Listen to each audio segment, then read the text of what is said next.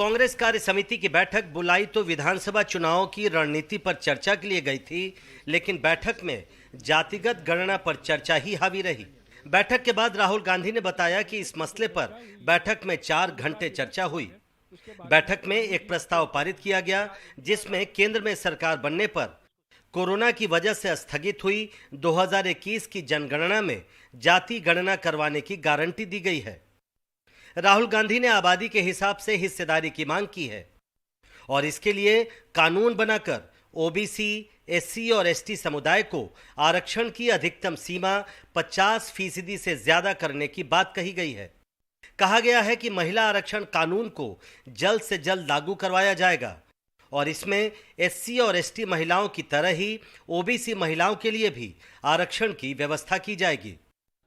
राहुल गांधी ने कहा कि कांग्रेस के शासन वाली सभी राज्य सरकारें अपने यहां जाति गणना करवाएंगी। राहुल गांधी ने दावा किया कि उनकी मांग का राजनीति और चुनावों से कोई लेना देना नहीं है।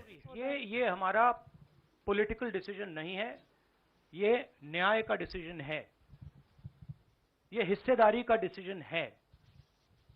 इसमें कोई पॉलिटिकल कैलकुलेशन नहीं है।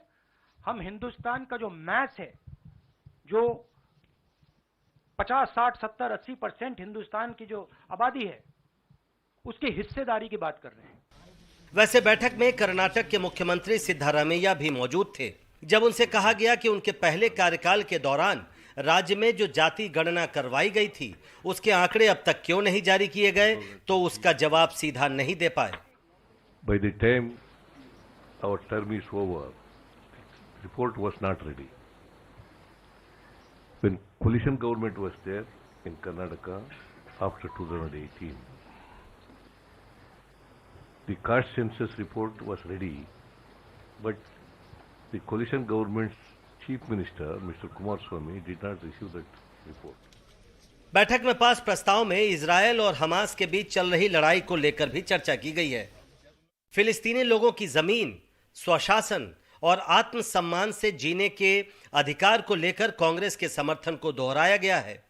युद्ध विराम तुरंत लागू करने और लड़ाई की वजहों को बातचीत के जरिए खत्म करने की अपील की गई है। ऐसा लगता है कि बीजेपी के हिंदुत्व कार्ड को काउंटर करने के लिए कांग्रेस ने अब जाति का नया कार्ड खेला है। पार्टी को उम्मीद भी होगी कि इससे उसे सियासी फायदा होगा।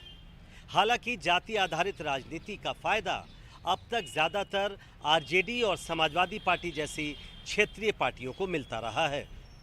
नई दिल्ली से प्रशांत, एनडीटीवी इंडिया।